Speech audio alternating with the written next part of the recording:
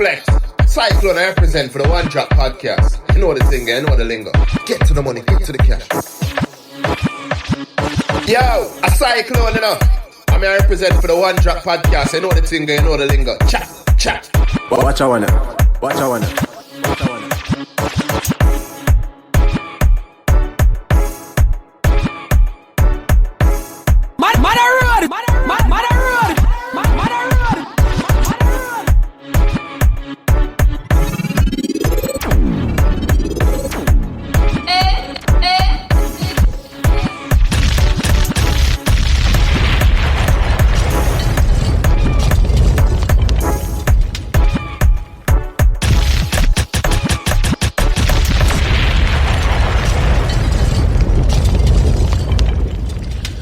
Welcome back to One Drop Podcast. This is your boy Lukey Flex.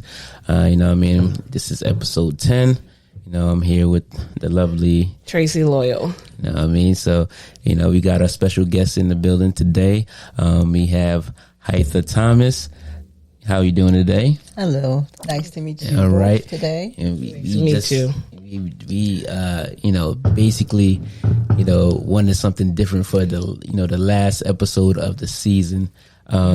So we are blessed to have you in the building today. I appreciate you know what I mean? So, you know, we have HYTHA. She's a motivational speaker and an author of the book When a Black Woman Cries. So we're going to talk more about that and, you know, speak in depth of, you know what that actually means and how we you know, want to get in depth of what pain and what trauma that black women go through on a daily basis.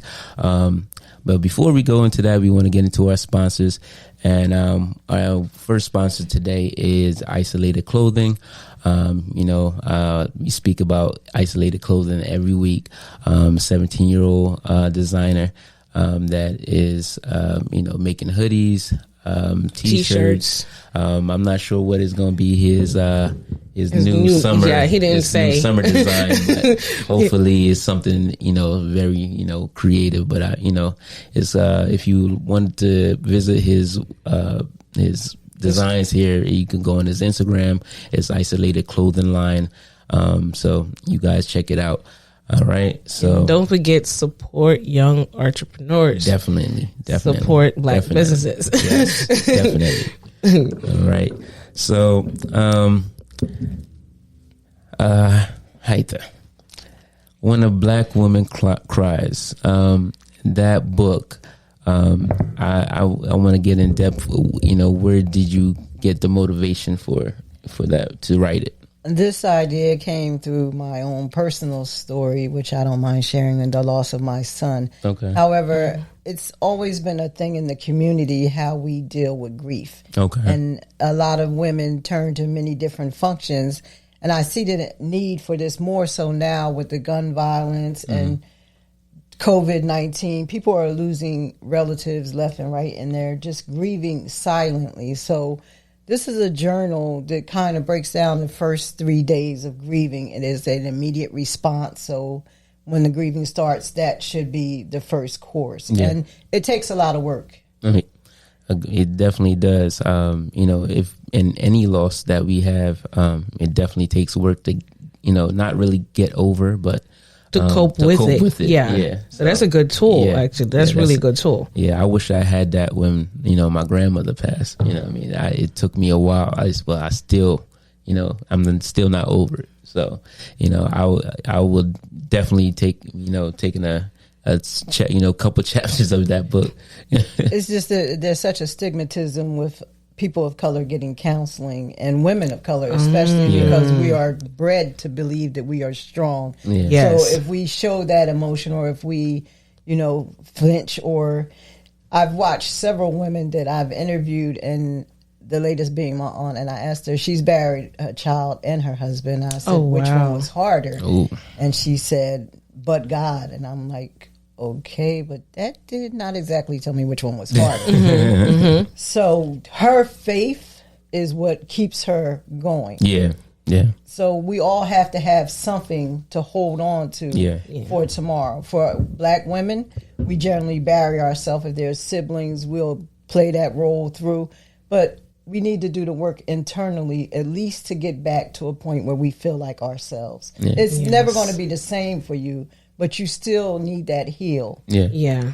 And it's a big disparity between black women. And I get a lot of, as I told you, a lot of flack about why is it when a black woman cries. Yeah. Our pain is different. Exactly. That's so true. Exactly. Like, we've been dealing with this pain for 400 years. We've watched our children being snatched right out of our hands after we give birth. We watched our husbands be lynched, burned. Oh my God. So this isn't like a pain that, okay, so now it's like, I'm like, we have intentionally been given this pain to carry and bred to believe that, you know, all of the cliches we hear when someone passed, they're in a better place, God knows better. We hear so many cliches, but at that point, you're so angry that those cliches do not really work for you. Like I told you, it was a long time before I went back to the church.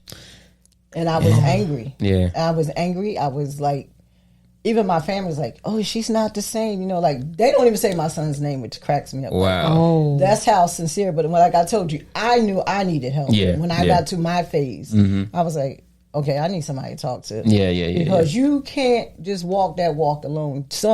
Because we are women, we are just told that you get through this. Exactly. And you move on to the next thing. My mother, when she lost my brother, and he was young, she adopted more children. She adopted 26 children. Wow. Yeah. Wow. That was her final count, and she was a foster mother. Wow. So she took that energy and that pain and try to Oh, wow. Well, you know, I think that any type of trauma that we have, and especially as people of color, you know, we try to find creative ways to generate that pain, even if it's sometimes it's more negative than positive. But when you have somebody that does something positive, you know, out of pain, that's a special person. So because it takes a lot to get to that point. Yeah, it takes a lot. So I applaud her on get back on the track. Yeah.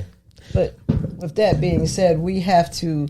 My mission statement is, I am my sister's keeper. Okay. And we can't keep leaving. There's so many programs and so many, like, we hear so much about helping our men, but if we leave our queens behind, our kings are still going to be hurt. That is drop a bomb for that. That is so true. We have to go back and just like we helping our queens, we got to go back and get our queens. Yeah. And this is a base. This is like a core value for me to just reach back out there, and if I can help you, or if it's something that we can work through, let's bring that back. Let's get you back, because we take getting counseling as a stigmatism. Oh, you're weak, or you're crazy. And in Jamaica, what they say, you're mad. But even in Jamaica, like, we have an issue where we don't recognize the people that have mental health issues. You know, we leave them for the streets. Like, we'll see a person just on the corner doing what he do on a daily basis, and we just say, oh, it's a mud woman or a mudman or whatever, but we don't provide that help to get them back to the place that they were back before into society, into society at all. So that's another question that, you know, how serious, you know, are the disparities in the mental health culture? You know, they are very serious. There are only 10% African American psychologists that actually come and help with getting the help out there, the mental health out there. And we don't run for help. We don't ask for help until it gets to a point where you know, it's too late. It's just too late. If we can just reach out a little sooner, a lot of the disparities, poverty, the location, the facilities, we don't have the access to everything that we need to help us. So that brings a real challenge. It's a real challenge. Yes, and it's so, you know, in our communities, we kind of put that stigmatism on ourselves, because if we, you know, see someone seeking help, you know, we automatically think that that person is weak. You know, we automatically feel like they're not, you know, mentally tough. You know what I'm saying? And us as men, you know, we even look at each other as weak if we need somebody to kind of guide us or talk to about any issue. So that's something that we're slowly working on as a community. And that stigmatism has really got to go. And as I told you, I've interviewed several women, and to see them actually experience that pain, it's different. Everybody's pain is different. Everybody's tolerance different. Of pain is different. But it's amazing because people literally think that Black women do not feel as much pain as our counterparts. Wow. And this is a proven study fact. This is a serious statistic. They really don't think that, literally give us hysterectomies with no anesthesia. Yeah. Because they did not, they thought our tolerance of pain is so much higher when it's really not. And like I said, this is not an overnight thing. This is cultures and years and years of this going on. Exactly. So it's going to take time. And as I said, once we become conscientious, which is, I think, is the biggest fear in the United States, if we actually become conscientious of when we take someone's life or when someone loses a life, we're numb now. Because when you hear about somebody dying, what do you say? You're like, well, what'd he do? That's it. That's the first thing. Exactly. The first response is not empathy. No. It's more like judgment. Exactly. So until we get back to the human side of it and hear the empathy, the George Floyd case, the Caucasians now say, okay, this is just flat out murder. Yeah. But it took y'all 400 years to see that. Exactly. And now that you see it, what is actually going to be the outcome? Where does this stop at now? Are you going to continue these cycles? Breonna Taylor swept under the rug. You don't even hear her. You don't even hear her no more. Nothing about that. And these are sad. The gentleman that was running, you don't hear his name. You don't even hear his name either. The only one they focus on, like, we know we can't, Michael Brown. Yeah. You don't hear his name no more. And that was... this was the lead one. Yeah. They literally left the man out in the street. Yeah. And this goes back to our history. The slave master, when he going to give us that shot of fear, kill one, leave him there and make them see. Exactly. And this was like a mental philosophy for them. This is how we're going to tame them. But when we become conscious, and I do see a lot of conscious people, they are waking up. They are saying, this is just wrong.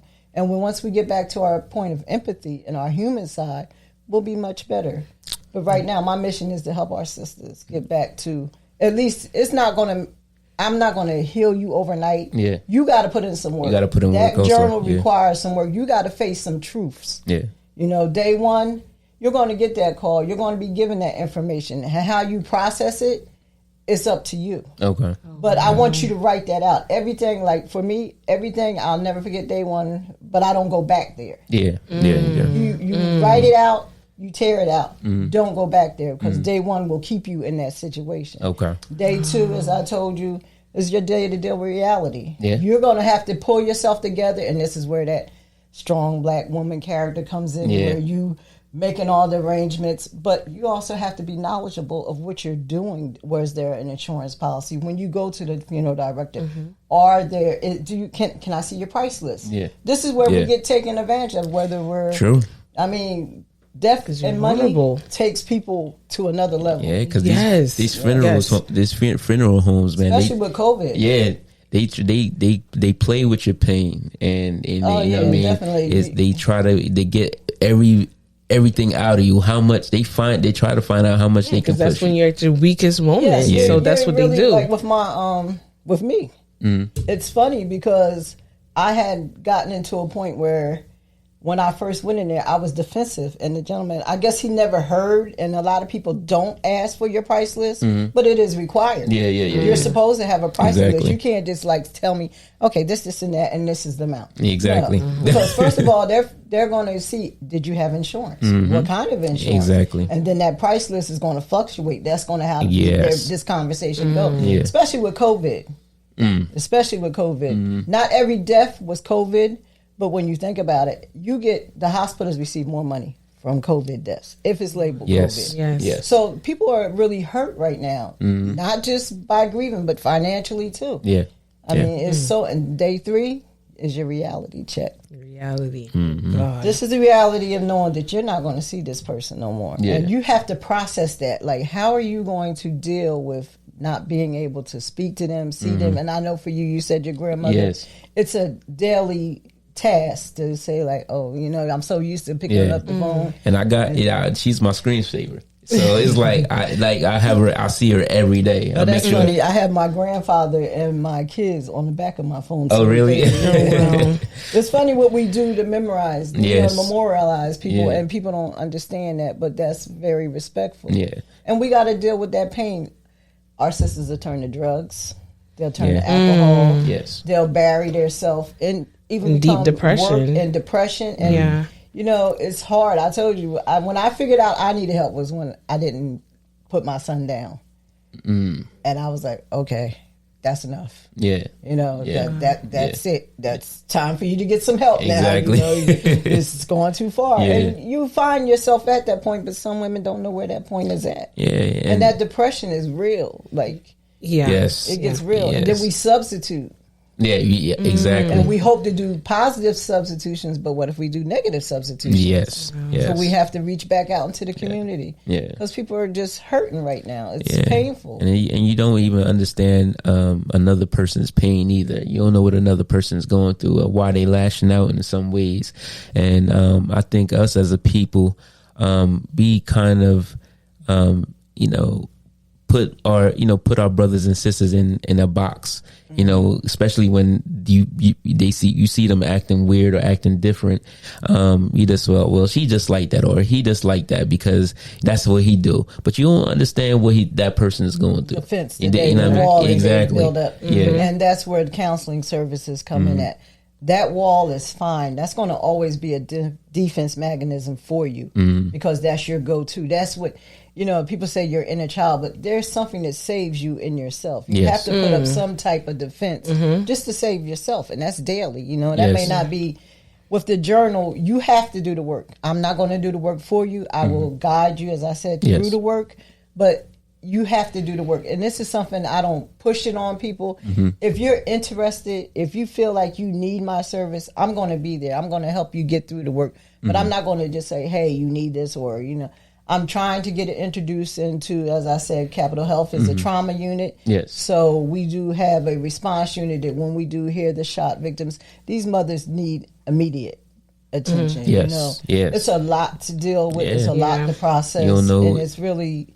It's getting out. It's getting out of hand. Yeah, and it's. I would hope that when you have a trauma center like the one we have here, that they care to the mothers or to the family, or to the family in a respectful manner.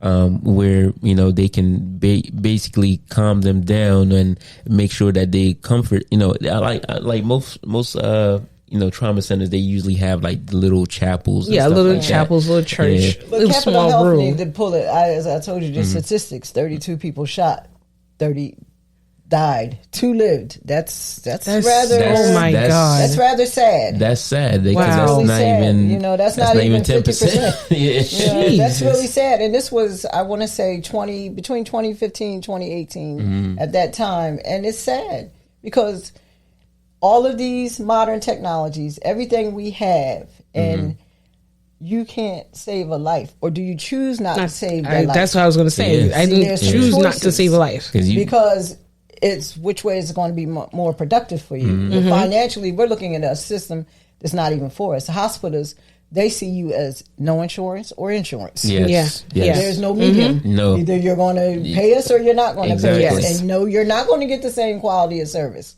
No. And that's a definite. No. Oh my God. There's a lot of disparities that come with trying to work through the system. Exactly. But as we become conscientious, and if we work together and we start this healing process, I think there may be a change. Yeah, I feel that once we get conscientious, we can't keep being numb and take somebody's life and say, oh, well, they deserve that. Or what kind of life did they live? Or justice was served. No, that was somebody's mother, child, friend. That first of all was a human being. Exactly. That was a human being. And until we focus back to getting, even with our younger people, at the end of the day, we can't serve justice unless we open their eyes. I am my brother's keeper, or I am my sister's keeper. We have to go back to old school basics, to communities, or making communities again. Yes. Because Trent is too small for nobody not to know nothing when something happens. Yeah, exactly. And I think everybody does know what's going on, and they know where do they a lot care? of exactly. It's That's not the that they thing. don't care. Like I feel like even these younger kids that's doing a lot of these shootings, they just doing it because they feel like they make them a man or a woman or whatever it is, Or just to be or just to down. be in this, just to be recognized by their friends or whatever. So when they do these things and their friends know that they did it, it's just a little stamp on them that's saying like, well, he the man, he a shooter. You know what I'm saying? But that's where we got to go back into our communities. And it's not so, it's males and females Yes, now. It's not, it used to be just men. Exact. But now we have females yeah. doing the coming same out. thing. It's hard Yes. too. Yes. And we need to go back into those communities and find out, okay, so what is going on that this much violence is necessary? Exactly. And how do we stop this much violence? What level do we interrupt or do we intercede and say, this is just not right? Do we start it in the grade school, middle, high? I think by the time they get to high, that they're already formed. they already formed it. Yeah, exactly. So we need to reach back to the younger generation, say, because they're our future. Yeah. They are our future. Believe it or not, we're not getting any younger. And if we're looking for these children to be productive to us, we got to break generational curses. Yeah, we definitely There we do. go. We And definitely it's There all we go. about- Definitely do. It's got to come to a close. And until we rehumanize, being human is okay. Yeah. Feeling is okay. We don't have to prove anything to anybody, especially against our own people. Yeah, yeah, and There I we think go. it's always started as a young boy. Like you see my son when you came in, and like he cries, and I'll probably not just know him. What I'm saying is, stop crying because you're a boy. You know what I'm saying? And just us, like as a father, you want your son to be tough and want to be a man. but you have to cry. You know what I'm saying? I had times in my life where like I wouldn't see myself cry for anything. Sorry. I wouldn't have, I wouldn't cry for anything. I'll go through little traumas in my life and it's just like, well, that's what it is. That's what it is. You know what I'm saying? It's not until I felt like when I had my first son and I cried because when he's born. So I'm like, that's like, at that point, I'm like, all right, well, I had to go with my emotion and becoming a father, everything like that. Like I didn't cry until I had Jaden, and that was crazy to me. I never cried for no reason in my adult life. You know what I mean? That emotion was foreign, and I was taught that. You were taught especially that. coming That from wasn't nothing that you just came. Exactly, especially coming from a Jamaican home. Like they don't like mothers and fathers. They don't play that.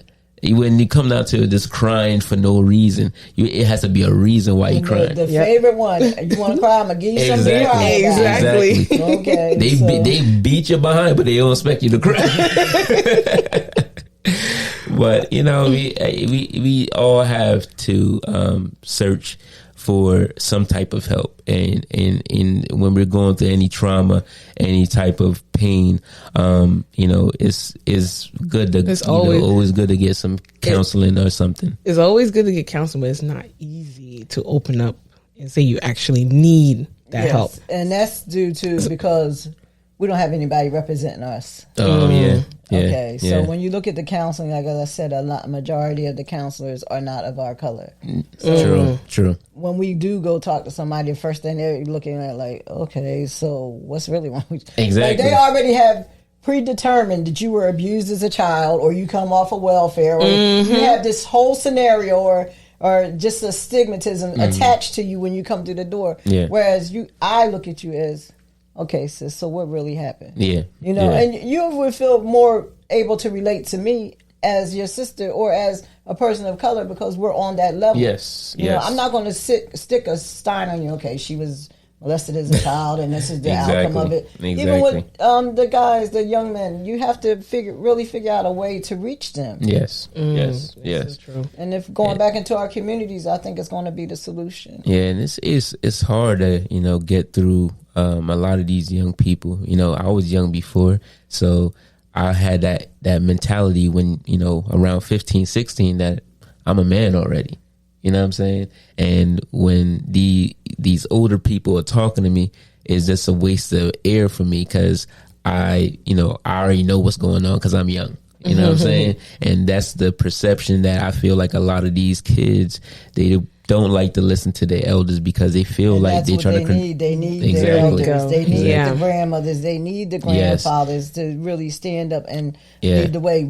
I don't party with my grandkids. Yeah. I mean, you can't party with your kids and try to discipline them. Exactly. I mean, Exactly. I think that, everybody want to be that cool grandma, but you got to draw that line. Exactly. Yes. You can't be there. Like, I was never my kid's friend till they got old. Exactly. And that's what it should be. I'm not your friend.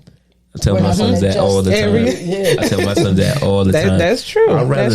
I'd rather them hate me now to be better when they get to my age. Right. You know what I'm saying? That's why I tell my son, he's 11 and at this point when he's a preteen, he feels he got like certain little things going. Yeah. So now he got an attitude for nothing. He'll wake up and he just has an attitude. So, so it's like, man, it's like, I got to tell him like, yo, he's no playing. I don't have no time for that. You know what I'm saying? You got to be a young man. You got to be, productive when it comes down to being in school and in the house or whatever. And, I tell him all the time, I'm not your friend. We could be cool. It's going to pay off for you. You know what I mean? I hope so because I'm not playing with him. I'll never forget when my son, we went to Chicago to see him graduate from the military. Both my kids went Navy. Oh, okay. And when I got there, the first thing, first of all, the trainer must have really killed him. But he was crying. He was like, Mom, I thank God for every time that you beat my little behind. Oh, yeah. And it just was like, wow, and I thought I was the meanest one. And they used to call me like, you're like the little Gestapo. They had to be in when street lights came on. You knew where your kids were at. Yes, the commercial. Yes. It's 8 o'clock. Yeah, you know exactly. Where Especially back then in the 90s, that used to be a commercial that's always on the TV. Street lights is on, you gotta be there. So, we have to go back into the community. We definitely and maybe revamp and show. But with our female partners, if we don't go back and show these young women, look, this is how things need to be done, or this is maybe what we should be doing. Not necessarily so overbearing, but just opening that door of communication, because I really wanted to establish a club called Renaissance Women. And this is a group of women. Okay. We are older. I do mentoring. My group is Elite Divas, but I want to have Renaissance women come back out into the community, share those experiences.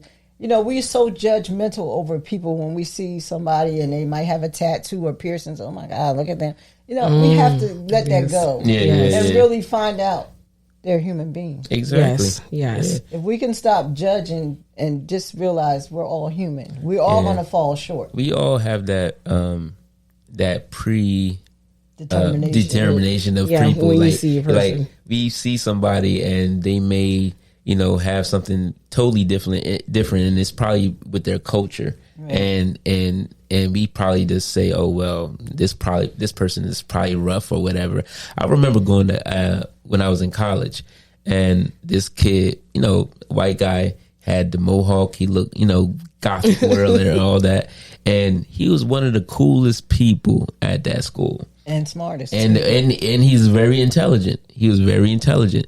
And you have the conversation with this boy and he doesn't look at no race, anything like that. You just see that he's just being himself. You know what I mean? So I understand that we all have these predetermined determination of people, but when you get to know each other, someone, and you have a conversation with someone, it changes your outlook. And that's what counseling is. It's a conversation. Yeah. And it starts with, how can I help you?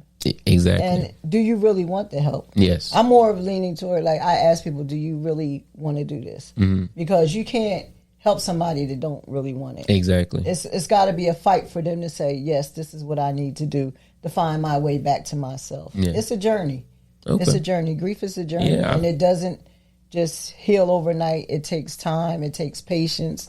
But I think the way that I've made the journal, it'll work. Okay. And it's for believers and non-believers, because we get all the cliches. And non-believers, it's a little bit harder for them because they don't have that base foundation of faith. So non-believers, it's like, okay, but I don't believe in God. But it takes a little bit more patience, and it's going to take a little bit more time. I don't care what you call him. There's someone above us. Oh, yeah. Yes. Yes. Yes. So at the end of the I day, believe. you will have to give an account. Yeah. And, I'm a strong believer of God. You know what I mean? I might not have a denomination of where I'll go to church here and there with my mom, where she goes to church, and where Tracy mother goes to church, I'll visit here and there. But I don't have a denomination where I say that I am. I was growing up as a Seventh-day we're all Adventist. growing in the church. But I when I grow older, I'm like, what's the difference of me going to this church and that church? What's the value of going to Religion is just that. It's something that you do religiously, but what's in your heart is where God is. Exactly. There we go. He's not in the building. Exactly. There we go. Exactly. He's in your heart. I feel So the same Y'all way. hear I that? think It's not in the building. Are waking up as conscientious, and this COVID has done a toll. Because when you look at it, it's done a toll on everybody. What their values, they're going back to core values. What's really important? Yeah. They cling more to their family. Yeah. They found time to do things that they wouldn't have done if we wouldn't have had a pandemic. That is true. Like I was telling you, I'm not a handyman, but I made a bench outside for my. I know. Donnie's like, "How'd you write a book?" I said, "Baby, I had a whole pandemic." Yeah, exactly. You find things. You find things that that you wouldn't have time to do, and express the things that on your mind and on your heart. So even though COVID was. It's still going on right now, and it was a crazy pandemic, and we were unsure what was going to happen, but it kind of brought a lot of awareness, to everyone that, with my family, we got closer. Me and my wife got closer. You know what I'm saying? So it was a blessing in disguise, I would say. Yeah. You know what I mean? Had its good and its bad. And it's good and it's bad. So, I just felt like, a lot of these people that were alone or single, they probably had a tougher time. You know what I mean? Coping with more it. TikToks. Oh, that's it. That's it. Because everyone was on TikTok. You feel me? I'm on TikTok, but my grandkid, one of my granddaughters, honest to God, she comes over every Sunday. It's TikTok. The TikTok. She would love your lighting. She'd be like, "Oh yes, lights, TikTok." Oh yeah. That's all she think about. And I everything still starts. haven't downloaded that app. I don't know. I can't do it. I'm debating if I should or But shouldn't. there's a lot of good information on it. Yeah. Oh, really? Yeah. That's what people keep saying that. It's a lot of good information. It's Okay. a lot of free The good little different information. hacks Okay. and stuff is on there. Everything Really? starts on TikTok first before Instagram. First it may was have to Twitter. break It down was and get Twitter it. before though. It was Yeah. Twitter before.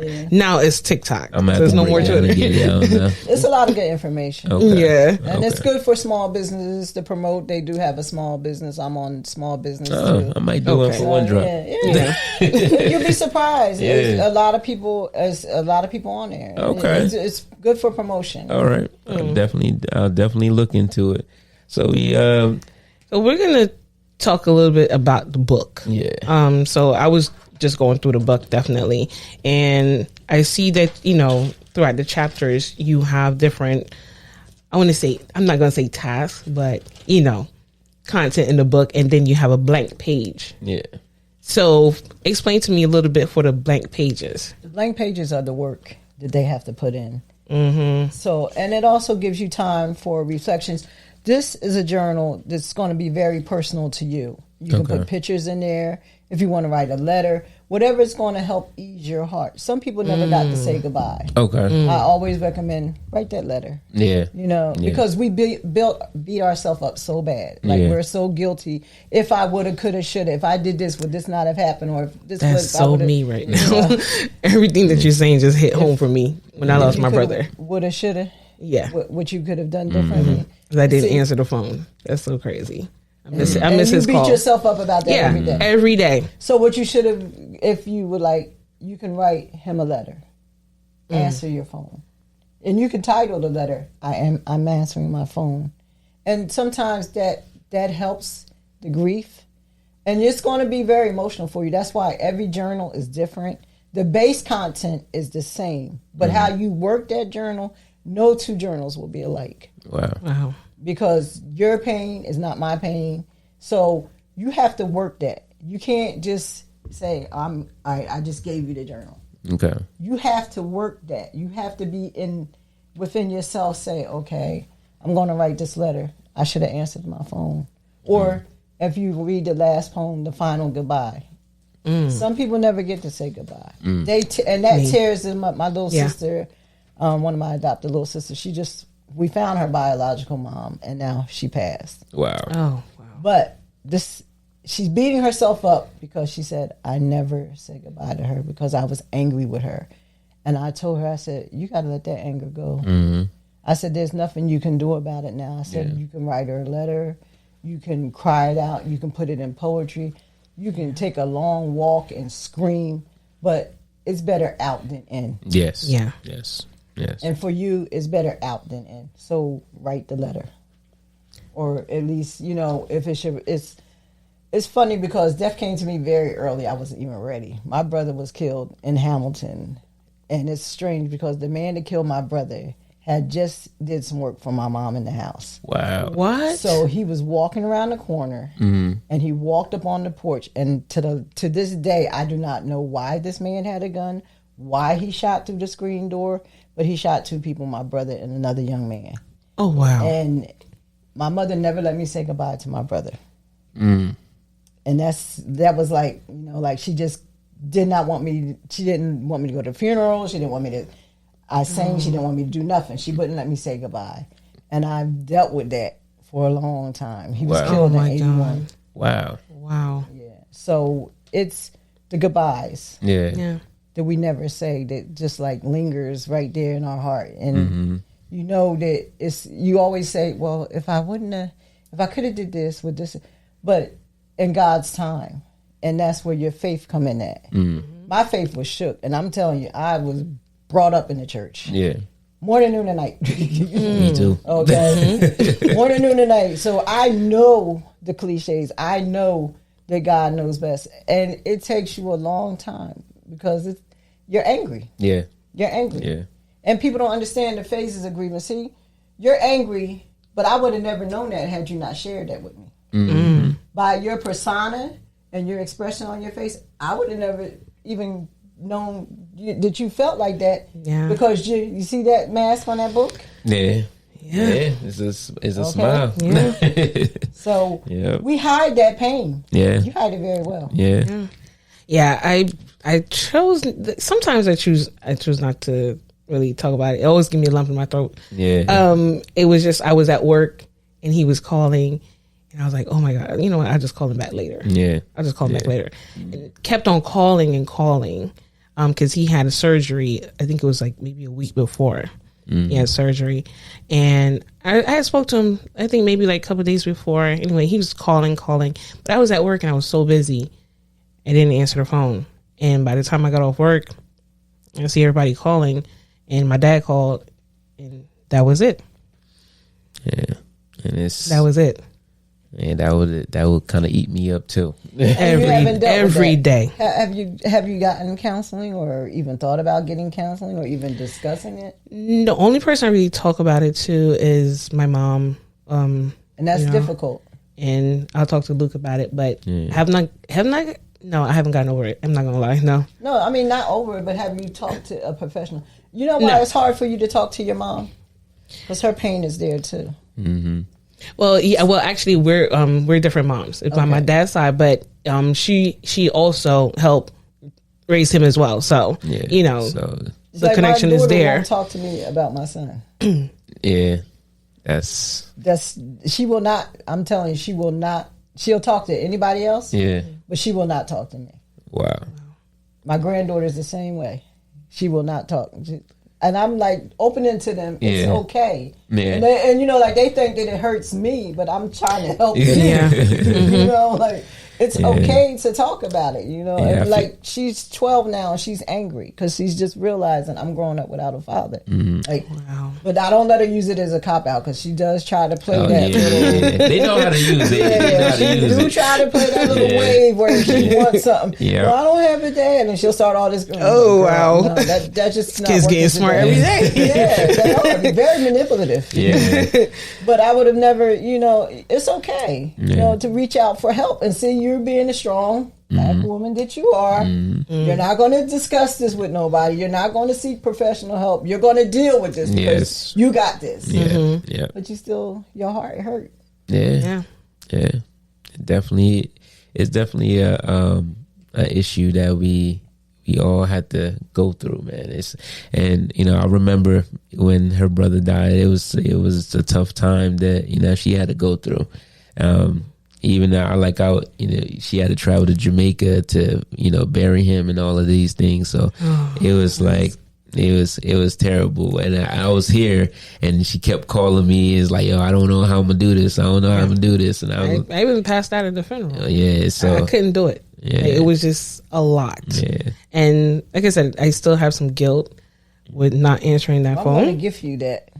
And you keep my card and I'm open 24 hours. Thank you. Thank you. Okay, I'm going to gift you that because you have a need, and I'm here to provide that service, and not just because you have the need, but you're a sister. You can't carry that. That's not. You got to lay that cross down. Appreciate that. Definitely. But you know, I'm willing to put in the work. I'm willing to put in the work. Yeah. Keep my card, and we'll go through it, and you got to put the work in. Yeah, I'm willing to put in the work. This looks really interesting. Look like it's a great tool to help cope with anything. You're not going to, I'm not going to say, Tracy, you're going to be okay tomorrow. You're going to actually, and you're going to, when putting in this work, you're going to let yourself feel that. Let yourself feel that. Because on day number 2, there's a poem in there that I wrote. It's called The Wound. Okay. Wow. Okay. And we're wounded. But we lick it and we just keep it forward. going. Yeah. But if you really take time to do that work, when you get to that last page, you'll be in a lot better shape. And I'm going to call you too. I'm going to call you, let you know. I'm serious. I'm going to call you, let you know when I get to the last page. Even if you need help with getting started with the first page. Okay. Okay, because that's day 1. Just remember to tear day 1 out. We don't keep day 1 because we're not going to go back there. But you're going to go back there this time because you got to do the work. Okay. If you had gotten this book on day 1, I wouldn't have you. I'd be like, okay, so no, I need you to do day 1, and then move. Since you did the arrangements, you're going to go through day 2, and it's not a time limit. You don't have to like, okay, I'm just going to know. This book is work. It's work, and yours is going to be different. I do recommend to people, if you have pictures, put them in there when you write your letter. Okay. And that's something that you'll keep. And when you feel that depression just sneaking up on you, you look at how far you came. Wow. Yeah. So it's going to be different. I think you're going to do well with that book. Yeah. So now I see that it's a bundle. So we have the book. Got the book, guys. Got the book. Yeah. And T-shirt, which I'm loving. T-shirt. We have a T-shirt here. So when you purchase the book, you get a T-shirt, correct? You get the T-shirt, the book, T-shirt. and counseling, a half-hour counseling service. Yeah. And that's the Mother's Day bundle for $50. Oh, okay. And they do come in different colors, the shirts. So I try to, like, if your power color, my power color is yellow, my shirt is yellow. I just don't have it on. What is my power color? What color makes you feel good? What's your power color? Pink. Pink. Yeah, I like pink. At one point, I had my whole room in pink. Yeah. All right. And then on the T-shirt here, it says, "When a Black Woman Cry." Yeah, and that's the nice logo, artwork. Right? Yeah, that's I like the artwork. That's nice. And I like how the book is not like a traditional book. It's like a journal. You see with the that's little, what I noticed. That's because you have work. You have to tear out day 1. Yeah. Okay. Yeah. That's good. So that's very creative. When you get to day 1, you're gonna write everything you feel. That's why it's enough of pages in there. Some people, You never know. I mean, but writing, and if you open the book, it says it's a journey to healing through writing. Yes, And I think that's the first that part page. because I'm like, I saw that. Yes. sweetie, The first you have page. to do the work. Yes. Yeah. Yes. So Yeah. it's the bundle. You get a half hour on counseling because I do need to explain to you how to use the journal. Okay. And you get the T-shirt and the journal. That's So- nice. Okay. So just And go I ahead. am open 24 hours, and I do Zoom, or if you need in person, or if Okay. you just want to do calls, I do them all. And the book is also, located on Amazon also. Yes, it is available on Amazon. Okay. But the Kindle edition does not give you a journal. If you do get it through Amazon, you have to get a journal to go with it. Okay. Okay. So it's better to get the physical copy, guys. Get the physical copy. And, where could, I know they can get you online also, right? Yes, Do you? it is When a Black Woman Cries at gmail.com. When Okay. a Black Woman Cries Facebook page. Okay. So they can reach me through different venues. Okay. Okay, All that's right. good. Now, just one more question. I know that you spoke about going back into the community. Do you have a program that you're currently that you have here in Trenton? I'm working with Trenton now. Oh, okay. I'm working Okay. on getting the hospital to see this as a tool to help mothers. And I'm also, are you aware that there is a Serenity Park on the corner of Prospect and Bellevue for grieving mothers? It's No. like where they No. go- no. You know where Mercer Hospital is? Like when you're coming down, you pass Hughes Funeral Home. Yes. Uh-huh. Yes. Yes. Then right there on that corner, there's that plot. Yeah. That is Okay. called the Serenity Park. Oh, I did not know that. I didn't know that. Oh, wow. Wow. I did not know that at all. Wow. So It's been there for a while. yeah. And That's I do pop-ups because some people like their journal sign. okay. and, Okay. You know, I did a pop-up in Hamilton last week. It's pretty. No, that's good. Because I've always been a Hamiltonian, so Okay. I Okay. reach back into my community. Charity starts at home. Yeah. Definitely There we go. does. Definitely There we does. go. Well, So but now that I'm a Trenton resident, I'm trying to reach out and do things in Trenton. So Yeah. hopefully in God's time, it'll take Yeah. take time. well, you're definitely doing something very, very positive and what is very needed. Yes, for that's what I say. It's for definitely needed in our for community. for our community. Yeah. And Yes, as soon as we accept it. yeah. And it's, I wish, this is something that, we can have, in, back home in Jamaica also, cause I know a lot of our, family members that been through some traumas. Yeah, well, what I I mean? definitely plan on traveling with it. My next stop may be North Carolina, but I'm definitely going to travel with it. It is trademarked, so I'm making sure that Yeah. it's going to come together. And I do motivational speaking. And Jamaica, when we going, babes? In December. In December, okay. We'll be over All there right. for I'm New planning to go in Year's. December too. Best time to go. Yeah, Yes. Yeah, because I know with the violence and everything and we have a lot of things that's going on with women in Jamaica getting kidnapped, and raped. killed, and raped. Yes. So Yes. it's a lot of things that we're going through in that country, and it's no place to go for any help. Or any well, I'm not saying that we have psychologists and counselors in Jamaica, but it's morely People don't reach out. People don't reach out, and it's more for the upper Exactly. class. Yeah. Yeah, You know what I and mean? that's the thing with the disparities. Yeah. The lower income or people I do free counseling too. I don't discriminate because Okay. I know everybody can't afford my services. Okay. And I mean, I'm going to ask for what I'm worth at Yes. the door. Yes. But if I can help you, I'm going to help you. Exactly. It's not like Understandable. mandatory that you come to me with millions of dollars No. or whatever. But Understandable. if I Yeah. can help you, I'm going to help you. And Yeah. I don't have a problem with that. But as you say, in your country, when I do go over, I can link if you know a link and they Yeah. want to set up a day or two of me, Okay. trying to see where we can reach or who we can reach. I'll Yeah. be more than willing to work Yeah, with because that. and the thing about it is, I think that especially our people in Jamaica, we have to actually trick them that they're not getting help to help them. Yeah. You know what Yeah. I mean? So Basically. it's not we're so proud as a people that we don't want to admit to somebody that we're hurting. You know what I'm saying?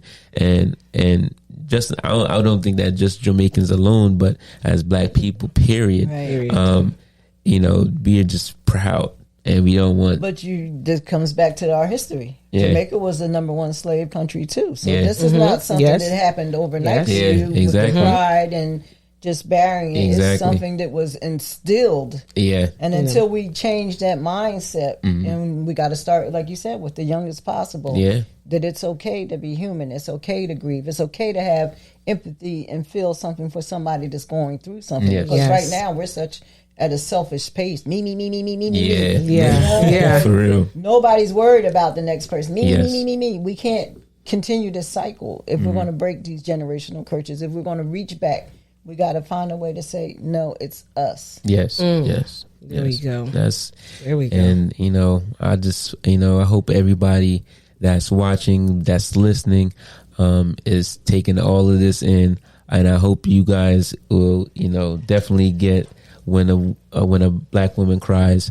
and it's available on Amazon, and it's also get the T-shirt also. You get 30 minutes of counseling also. Yes. So this is a good. That deal. is the most important. And, one. if you need this, and if you want to gift this to someone that that's going through Definitely any pain or trauma, this would be a beautiful Mother's gift. Day. Yeah, Mother's Day is coming around also. There's Yes. a lot of mothers that might need a little bit more healing. Yeah. And support. It's a support issue too. Yeah. Yeah. Definitely. I'm all for that. You can't save everybody, but I believe in save who you can. Exactly. There we go. Help who you can. If you feel like that's going to help somebody, or if I have sponsors. I have Joe Brown's Oil. He's donating 2 books, T-shirts. If you know somebody that needs it, just, as he says, call him and he'll call me and I'll deliver. Okay. You hear that, guys? Yeah. Definitely. That's good. That's really good. That's real good. That's really good. And shout out to Joe Oil. Yeah. Shout out to you guys.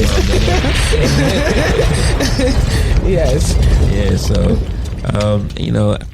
it's been a pleasure to have you on our platform. An honor. Thank you. I Been an honor. definitely appreciate Yeah, that. it's definitely I kind of got some little insight of what is needed, especially when we going through trauma and pain, and it's like I thought about doing this counseling thing too sometimes, what I mean? And it's like we all, like as black men, like I said before, we kind of feel like we can't ask for that, or we can't be going through any stressful pain and not feel beaten or defeated.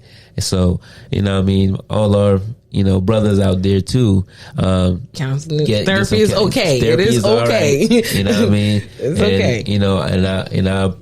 I definitely like that you named it, for our black women, because a lot of our our outlook on our women is sometimes all right, well, they gonna bounce back because they strong. That's what I mean? That's Exactly. And that's our backbone is our women. The black women is the men back in any household. You can see you can't thrive as a family without that black. You need woman. that one strong. You need a woman. matriarch in the family to keep it going. So trying to help black women it's a wonderful thing, and that's definitely why it is. I am my sister's keeper. Exactly. Thank you. We could just start that from the ground level. If Yes. maybe we can teach and mentor our young ladies. You're your sister's keeper. Yes. When I see people promote and young ladies fighting or cussing each other out or just being totally ridiculous, it really hurts my heart because that's not how it's supposed to be. Exactly. And you know what? Also, because when you hear therapy or counseling, automatically it's okay. You're thinking the person that's going to be sitting across from you does not look like you. Yeah. So for it to be, because I remember, I think it was a while back when my mom lost her brother. She took it really bad because they were so close. And I was just, trying to search to see if there's any African American therapists in our area. It's hard. And literally, I think it was like 3 that came up. Yeah. It was only 3. And then you reach out to, they were either booked or, you know what, such and such, my session or whatever. But I'm just saying it wasn't much to choose from. Yeah. Right. Yeah. And it's still not. It's still not. And that's one of the disparities. Yeah. We don't have our people supporting us, and you just don't really want to walk in because they label you. Yeah, So, exactly. You know, you're not comfortable with saying, okay, this is what happened to me, because when you come to the door as a black person, you're labeled. Yeah. You're a statistic right then. Yep. That is true. So it's just it's hard. I think some people look at it as hard to either be comfortable with saying you're going to therapy. Yeah. You know, because offhand, they're like I said, it's going to be a white person sitting across from you. It's just like, you can't relate to what I'm about to say. Yeah. You know, like you just cannot relate. Yeah. So, you know, I mean, just to say, like, you know, I'm thankful and grateful to actually know someone, you know, that does counseling is close by. Yeah. Yeah. That's what I'm trying to say. Like, you know, so I appreciate what you're doing.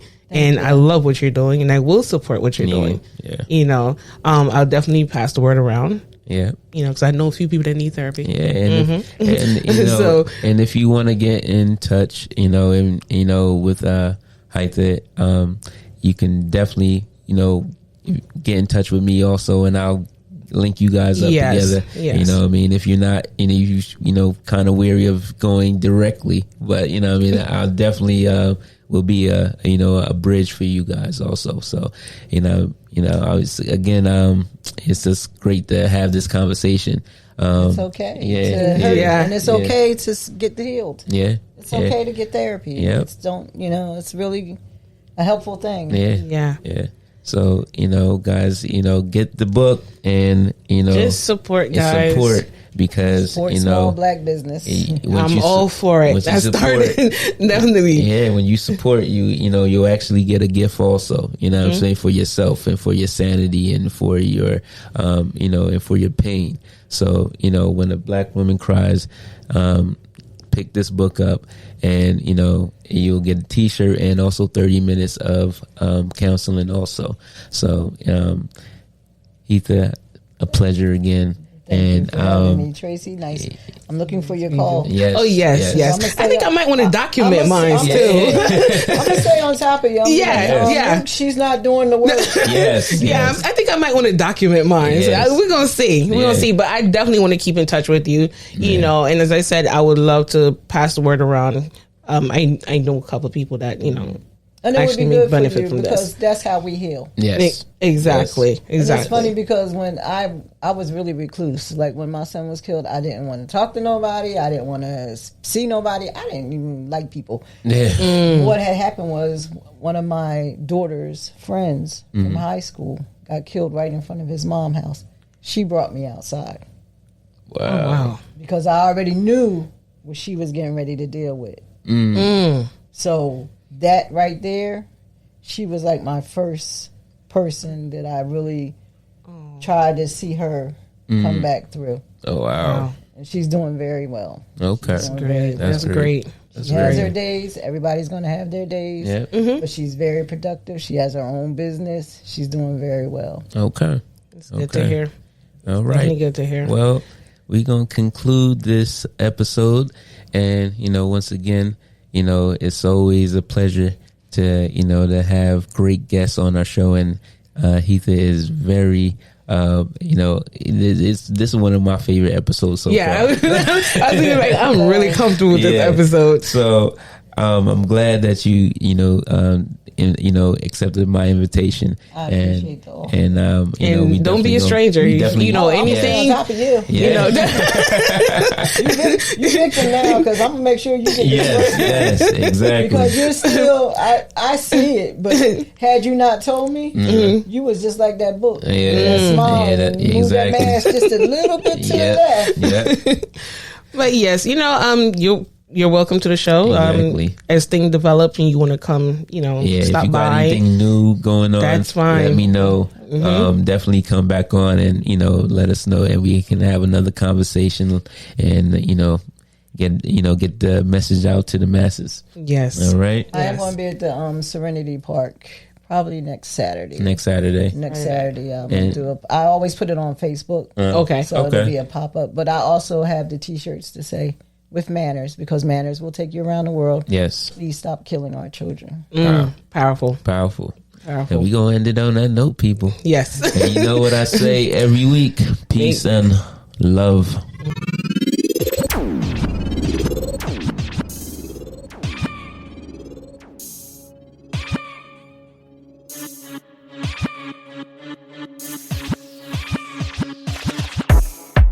Yo, Loki Flex. Cyclone I represent for the One Drop Podcast. You know the thing, you know the lingo. Get to the money, get to the cash.